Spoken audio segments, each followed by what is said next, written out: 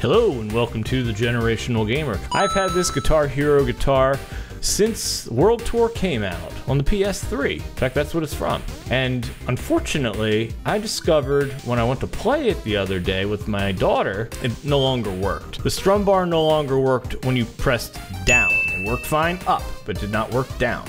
In this video, I show you how to fix that problem without any soldering. You just have to take it apart. Get ready. So we start off with a guitar that's put together like this.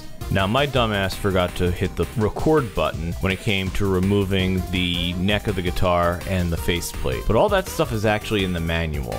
So we're gonna start here. So every one of those circular holes has a screw in it except for the two adjacent to the strum bar. There are 11 Torx T10 screws, with number 12 hidden under the warranty void sticker. Also, you'll notice in the front, there's 4 Phillips 0 screws.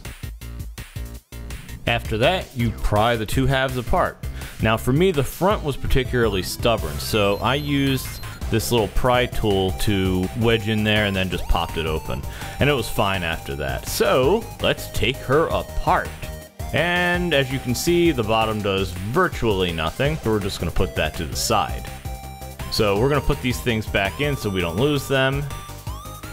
Now, the part of the guitar we actually need to focus on is the board in the middle. We gotta take all the screws out of it and we are good to go. You wanna use a Phillips head 0 for that one as well.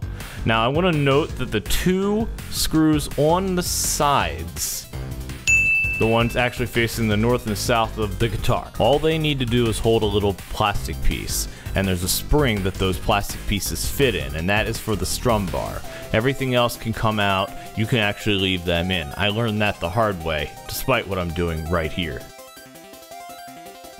Once the screws are out, you can flip the board over. You can actually separate it from its motherboard, but you don't really need to, because we're not soldering anything.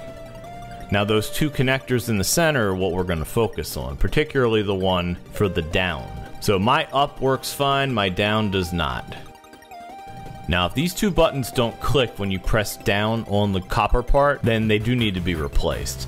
Mine actually do click, so all we're going to do here is we're just going to lift up the metal part just a little bit to make it a little bit easier for the strum bar to hit it when the guitar is put together. Now unfortunately my finger actually obstructs most of the view, but what you'll do is you'll put your thumb on the copper part down to the middle, and at that middle section grip the bottom of the top and then just bend it forward a little bit. It makes it slightly easier for the plastic piece on the strum bar to hit the copper, and the copper then subsequently pushes the button. Now it's time to put it back together and test it. To do so, you just need to put the rest of the screws back in, close it back up, and then you're essentially done. I'm gonna put it back together off camera, and then we'll give it a try.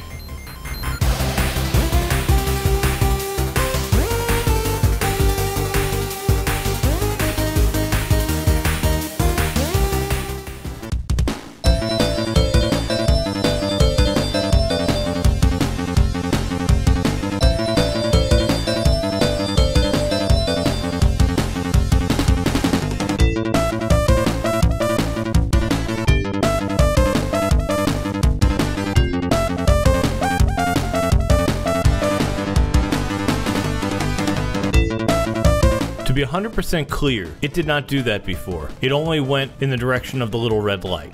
The other direction did not work. So, it worked. Woohoo!